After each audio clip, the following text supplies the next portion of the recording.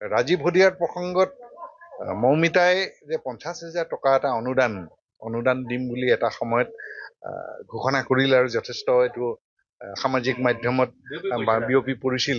সেই প্ৰসংগতে বহুজনে সোধে কেতিয়াবা যে মৌমিতাই পইচাটো দিলে নে নাই, কিন্তু এই ক্ষেত্ৰত মৌমিতাই আমাৰ লগত কোনো যোগাযোগো কৰা নাই। মৌমিতাই দিয়ক বা নিদিয়ক আমিতো কোনোদিন বিচৰা নাছিল। তাই আগতীয়াকৈ নিজে কিহৰ কাৰণে যে ৰাজীৱ ভদিয়াক নামত কান্দা কাটা কৰি টিভিত যিটো দুখ প্ৰকাশ কৰিছে, দুখ প্ৰকাশ কৰা দেখি প্ৰথম অৱস্থাত ভাবিছিলো মই নিশ্চয় তাই যথেষ্ট দুখ প্ৰকাশ কৰিছে, আৰু এই দুখ দেখি আমিও অকণমান মৌমিতাৰ প্ৰতি ভাল ভাৱ এটা জাগি উঠিছিল যে ৰাজীৱৰ প্ৰতি ইমান আন্তৰিকতা আছে। কিন্তু পিছত দেখিলো যে অসমীয়া মানুহৰ আৱেগ সৃষ্টি কৰিবৰ কাৰণে অসমীয়া মানুহক আৱেগ সৃষ্টি কৰিবৰ কাৰণে ৰাজীৱ ভদিয়াৰ যিটো নাম লৈ যিখিনি কৰিলে, সেই ক্ষেত্ৰত আমি অকণমান এইটো কাৰণেই বেয়া পাইছো যে ৰাজীৱৰ ক্ষেত্ৰত এনেকুৱা ধৰণৰ ভেঙুচালি কৰাটো আমি কেতিয়াও ৰাজীৱ ভদিয়াৰ অনুৰাগীসকলে কেতিয়াও সহমত নজনায়, তাক সমৰ্থন নকৰে, আৰু ভৱিষ্যতে এনেকুৱা ধৰণৰ ভেঙুচালি যাতে নকৰে। আৰু এইখিনিতে স্পষ্টভাৱে আমি ক'ব খুজিছো ৰাজীৱ ভদিয়াৰ ন্যাসে কেতিয়াও এতিয়াও যদি তাই 50,000 টকাটো আগবঢ়াব খুজি আমি গ্ৰহণ নকৰো, আৰু ৰাজীৱ ভদিয়াৰ সহধৰ্মিনী উপাসনাও স্পষ্টভাৱে প্ৰকাশ কৰিছে এই পইচাটো আমি আগবঢ়াব আহিলেও আমি গ্ৰহণ কৰিব নোৱাৰো। মোৰ ব্যক্তিগত হিচাপে মৌমিতাৰ প্ৰসংগত মই কোনো মতামত আগবঢ়াব এইটো কাৰণেই নোখোজো, যিটো সময়ত এই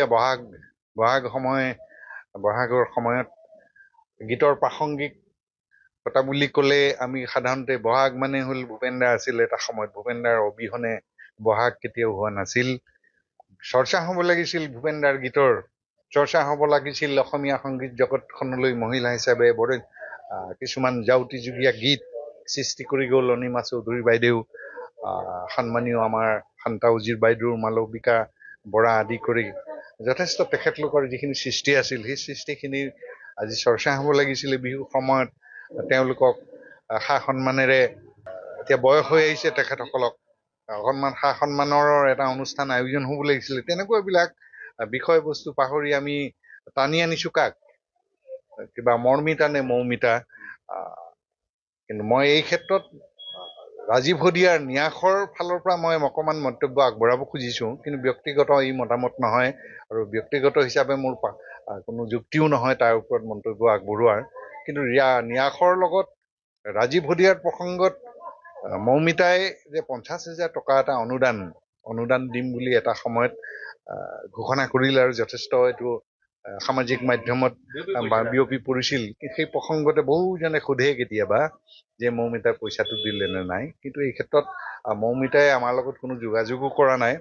মৌমিতাই দিয়ক বা নিদিয়ক আমিতো কোনোদিন বিচৰা নাছিল। তাই আগতীয়াকৈ নিজে কিহৰ কাৰণে যে ৰাজীৱ ভদিয়াক নামত কান্দা কাটা কৰি টিভিত যিটো দুখ প্ৰকাশ কৰিছে,